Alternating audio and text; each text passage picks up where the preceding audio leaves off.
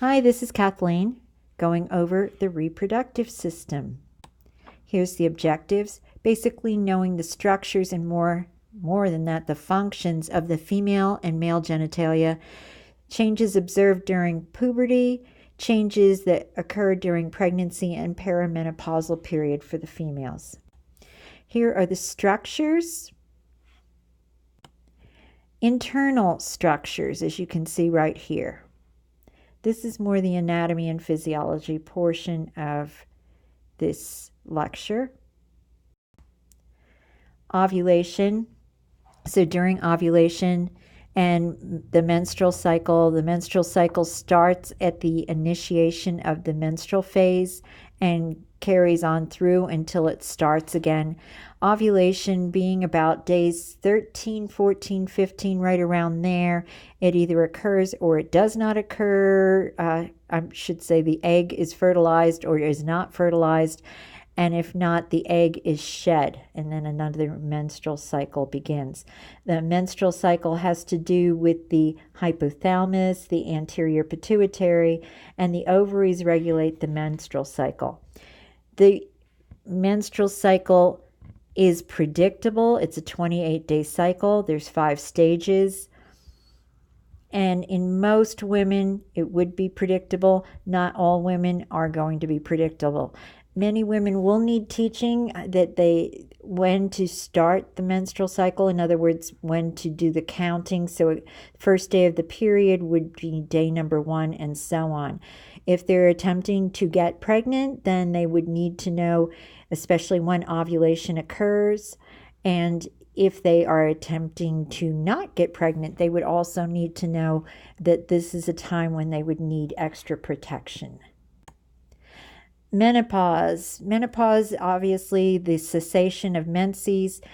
Ovulation ends prior to this, and then it's considered that no period for 1 year before we can say that the woman is truly in menopause. The average age around 50 to 51, your book says 51 in some places and in 50 and in another.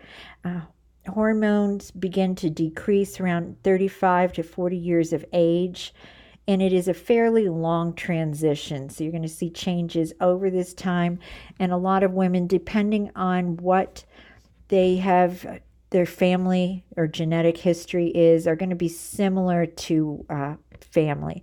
Again, surgeries, lifestyle, medications may interfere with that. The male genitalia structure, you can see all this. The biggest thing, foreskin for the males. So not all males, obviously, will have foreskin.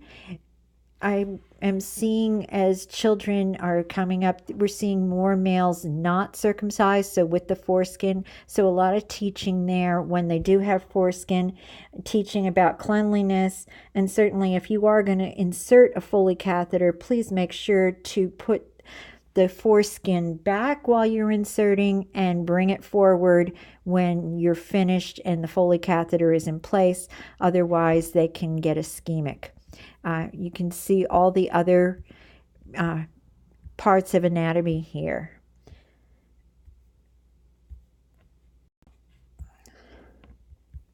The testes, the seminiferous tubules, epididymis, and the vas deferens. Testes are paired sex organs within the scrotum, and they are responsible for production of sperm. The biggest thing, epididymis. The epididymis I see a lot on exams, especially inflammation of the epididymis, so epididymitis. Sperm will move through the epididymis and receive nutrients and mature. The vas deferens supports the sperm from the epididymis to the ejaculatory sheath. Rectum and anus, these are really structures of the GI tract. The anus is the terminal portion of the rectum, and other than when defecation occurs, the anus should be closed. Questions that you want to ask. You want to ask about present health history, chronic or past medical history. You want to ask about medications. Medications may interfere with reproduction, may interfere with erection, and many other things. You want to know if they have any reproductive problems. Have they sought help? What kind of help have they had? You want to know history of cancer, and you want to know especially history of cancer, mother, father, sister, brother. Oral contraceptives, you want to know a lot about when have they started taking women, when did they start, at which age, how are they using it, do they understand? You want to hear how they're using the oral contraceptives. You might be surprised at how many people don't use them correctly. Broad spectrum antibiotics, we want to know their history of antibiotics. Are they on antibiotics a lot? This will alter the vaginal flora in women. Want to know about diuretics, antihypertensives, especially they can cause erectile dysfunction in men. And if they are on erectile dysfunction or ED medications, you want to know about that.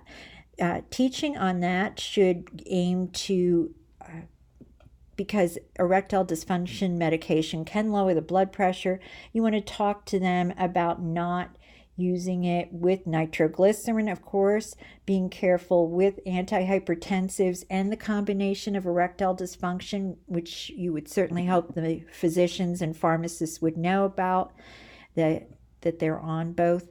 You want to do teaching about arising slowly, changing positions slowly, and certainly not getting dehydrated.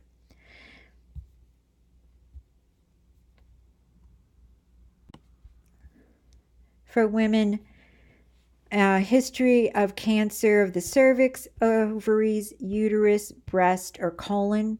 Family histories, especially, again, first degree relatives, mother, sisters. Of course, men too can have breast cancer, so don't forget that. For men, you want to know about family history of cancer of the prostate or testicles. History of the prostate. So cancer of the prostate, 80% to 90% of men over 80 will have prostate cancer. So there's a good chance that if they go on to live to that age, they will have prostate cancer. Risk factors for cancer, of course, strong family history, and then lifestyle too. Nulliparity for women, obesity, Lynch syndrome, which I'm going to talk about here in a second. Lynch syndrome is known as hereditary non-polyposis colorectal cancer. It's also known as HNPCC. It's inherited. It's associated with genetic predisposition to many cancer types. So if you're going to see Lynch syndrome in their history, they are predisposed to many cancers. So you want to ask about that. Normally, people won't know what Lynch syndrome is unless they do have it. Prostate cancer, again, men over 65, even, and African American males definitely have higher incidence of that. Self-examination of genitalia. So you do want to ask the males and females too, for that matter, how often do you perform self-examination? Do you check yourself? Have you ever had problems with hepatitis A or B? Have you ever had hepatitis A or B vaccine? Hepatitis A, really fecal to oral, but hepatitis B is sexually transmitted, so you want to ask about that. For females, you want to ask about human papillomavirus and whether or not they have had that vaccine. If they have had it, the recommended age is usually about 9 to 26. It's a pretty long gap, but starting women as children to receive that vaccination. Sexual relationships, you want to ask people. This one, I would ensure privacy on this. I think that goes without saying, but definitely ask about sexual relationship. You want to ask about partners, whether they have multiple partners, whether their partners have had multiple partners. What do they understand about safe sex? If you say, do you practice safe sex? They're going to say yes. but you want to know how do they do it and have them describe what methods they use.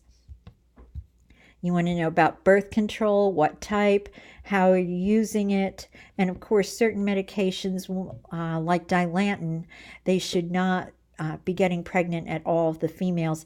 So talk to them about extra protection to prevent pregnancy. First day of your last period. Okay, this is when you're surprised to find out how many people do not understand this concept. So you want to know the very first day when they started their menses and see if they understand that. Of course, that will give you an idea if they're pregnant. In the ER, we had a saying, all people are presumed to be pregnant, or all women are presumed to be pregnant 8 to 80. I know that's a little extreme, but you just want to cover all bases. So get a UCG. HCG takes a little longer. UCG is pretty quick, but it's not always conclusive. So if you need to know if they're pregnant, that's something you need to do. You want to know about their menses. How's the flow? Is it light? Is it heavy? How many pads or tampons per day, per hour? And if they are changing per hour, you want to ask more about that. Women with abnormally heavy flow, have they ever been checked for uterine fibroids? That's often a symptom. Do they know if they have felt low hemoglobin, or have they felt fatigue, short of breath, anything like that? You want to know if there's any changes. So has it been regular and then suddenly irregular, light, heavy, or now suddenly very heavy? Things like that. Menarche, so that's the beginning of menses, usually begins between ages 12 and 14. Sometimes the age spans to 8 to 16, and anything later than 16 to even 17, that means usually they should be checked for some endocrine problems. Onset early menarche before age 11 is a risk factor for endometrial cancer. So you need to do teaching more likely to the parent or caretaker on that. Pregnancy. How many times have you been pregnant? So you can use the capital letters GPTAL, gravida, para, term, and abortions. Again, I'm going to caution you, when you're using the term abortion, it's also synonymous with miscarriages, but please do yourself a favor and say abortions or miscarriages, since that's such a hot topic. So gravida is the number of pregnancies. Para is the number of pregnancies that reach 20 weeks or longer. Problem-based history. Why are they here today? What's the complaint? Is there a discharge? Is there pain? Pain with urination, genital lesions, rectal bleeding? You want to ask, when was it first noticed? What makes it worse? So really you can use that PQRST questioning during this, what provokes it, the quality, and so on. You want to know if the person has had a sexual relationship with someone who has an STD or STI. Not everybody tells. So they should also, if they do have one, be encouraged to tell their sexual partners. They want to be able to describe the lesion. What does it look like? Establish when the lesion was first noticed. What symptoms occurred? Did they have pain, bleeding, discharge, any fever, pelvic fullness, abdominal pain? So those are some of the questions to ask. For discharge, again, also same thing. When did it occur? What does it look like? What other symptoms have you had? For problems with menstruation, have them describe the problems. Cramps, when do the cramps occur? What part of their cycle? What part of the period? Is it the first day, second day, and so on? Spotting in between periods, really important to ask about this. So you want to know, when does this happen? How often? Are there cramps with this? Does it go on every single period or just occasionally?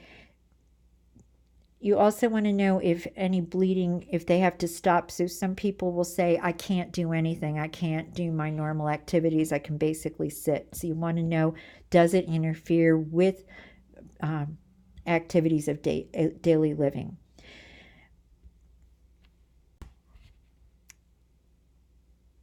When did the menstrual period slow? For men, problem with erection. You want to know, when did this first start? Is this something that is reoccurring constantly? And what do they think might be contributing? You want to ask about a history of medications. This, again, is a very delicate topic. They may feel more comfortable with a male nurse as opposed to a female nurse asking questions about this. A thorough check of all medications, including over-the-counter medications and herbals. You want to know about chronic illnesses, diabetes, hypertension, any prostate treatment, any problems with sexual dissatisfaction or emotional problems. Problems with urination. Again, what are you having? Trouble starting the stream, stopping the stream, starting and stopping and restarting, pain, burning, anything like that. A lot of times infection may be what's occurring when they are having problems with urination. For women who are suddenly incontinent and hadn't been before, it can often be a sign of a UTI. Acute retention is a medical emergency. So if they haven't gone for several hours, you want to check what's been going on recently and get them into a physician, or more likely to the ER. So with retention, I want to ask them, what kind of medicines are you on and what types of over-the-counter medications? Antihistamines and cold medications are famous for causing retention, and so I want to talk about that. How often are you taking these things? I want to ask about, when they are urinating, is there any pain, any burning, any cloudiness, anything foul smelling, urgency? I want to know if they've tried any remedies themselves. Are they on diuretics? And again, always asking about antihistamines and cold medications. For rectal bleeding, when did it start? Describe the color and amount of the blood. Did they feel lightheaded or dizzy? We want to ask about medications. We want to ask about black tarry stools. We want to ask any type of medicine or supplements. And you want to ask about cramping. Have they been constipated? Are they on medications that can constipate? We want to ask about a history of ulcerative colitis. And you also want to ask, how are they feeling? Lightheaded, fatigued, short of breath? And have they had a recent CBC? For female exam, always maintain privacy. Patient will mostly be lying down and in lithotomy position. Maintain privacy, explain the full procedure, and so on. In general, I can't imagine too many situations where, as nurses, we would do the exam, but we may be setting up for an exam. For males, usually one of two positions, either standing or lying down on the side. Sometimes doctors like to have the patient standing up, leaning over an exam table. Patient may need to stand to evaluate for hernia, and they can also be supine and lift their head.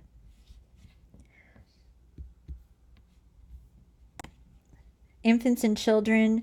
Infants, if you look at an infant, the abdomen is large and misshapen, and the liver takes up the most of the abdomen. You want to examine with the parent or caregiver, and you should always be aware of the potential for sexual abuse for infants and children. Most of the time, a physician would be doing these exams. Adolescents. So adolescents who have any problems going on in the genitourinary area are going to be very sensitive. They, more likely than not, will want a nurse of the same sex doing this exam or being in on this exam with them, and just maintain privacy. Make sure that you are not asking questions to the patient regarding sex in front of adults or parents. I think that goes without saying. Older adults, you want to history taking an exam, and it's similar to everyone else. Don't think just because they're an older adult that they are no longer having sex. Many older adults are having regular sexual relationships, and a lot of times you want to ask about multiple partners and what are they doing to ensure that they do not get an STD. It may be surprising, or it may not be surprising to you to find out that many older adults have now STDs as a result of promiscuity in nursing homes, not so much nursing homes, but adult living. So always make sure you're talking about that. Common problems and infections. A lot of these are caused by the alteration of the normal flora. In other words, taking antibiotics, which causes the alteration. So you want to ask about itching, vaginal discharge, things like that. Candida is a yeast infection, Candida albicans, and most women would be asymptomatic with this. Sometimes they'll have itching and a white, cheesy-like discharge. They may have soreness, they may have redness. And again, from antibiotics, a lot of times a yeast infection. Here's your STDs. And the most common one in the United States is chlamydia.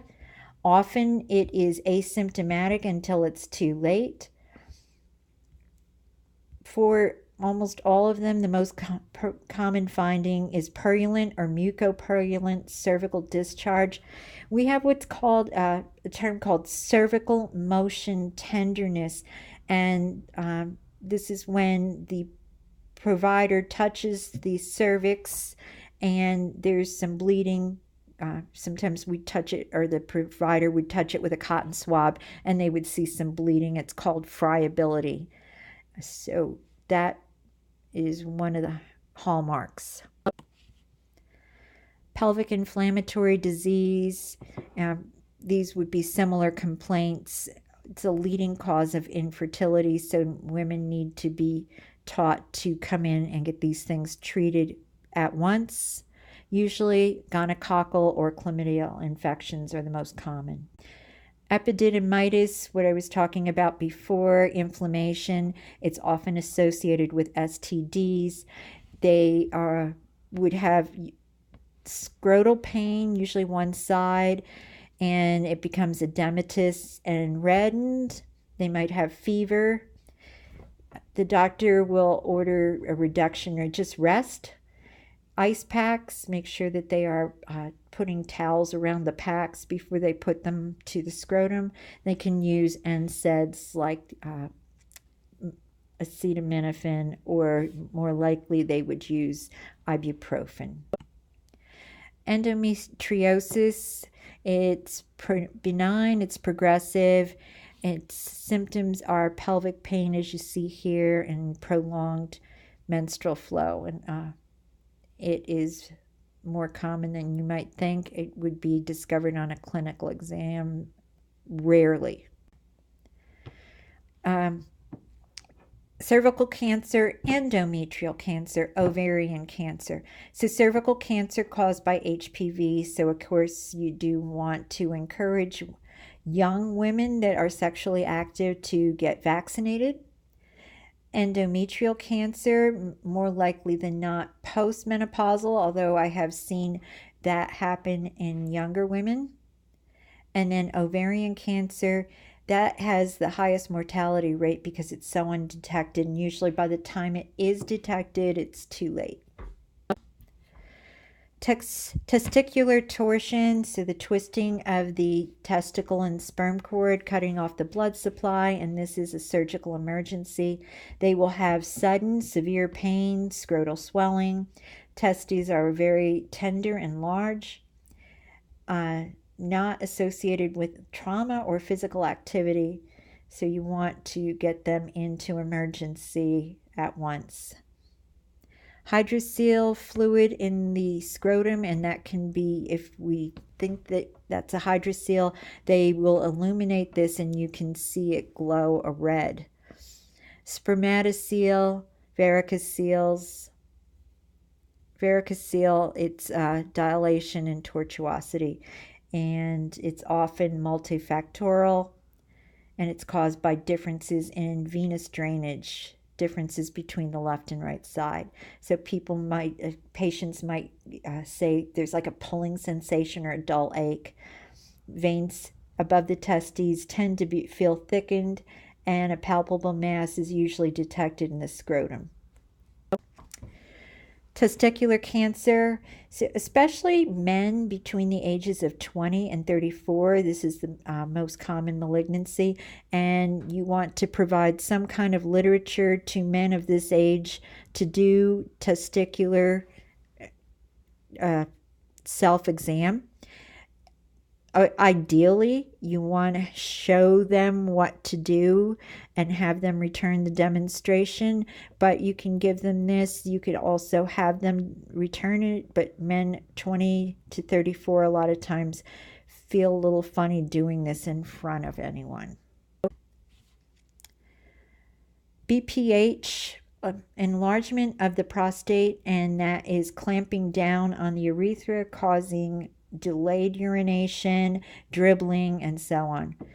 Prostatitis is an inflammation of the prostate gland. BPH usually affects older men. You want to ask about the stream, how forceful is the stream, and although this would not be on NCLEX, I used to always ask how close do they stand to the toilet. Here's common problems and conditions of the prostate. As you can see by this, you can see the proximity of the rectum to the prostate. So practitioners would do a rectal exam, a digital rectal exam, to feel that prostate, and they can feel any abnormalities.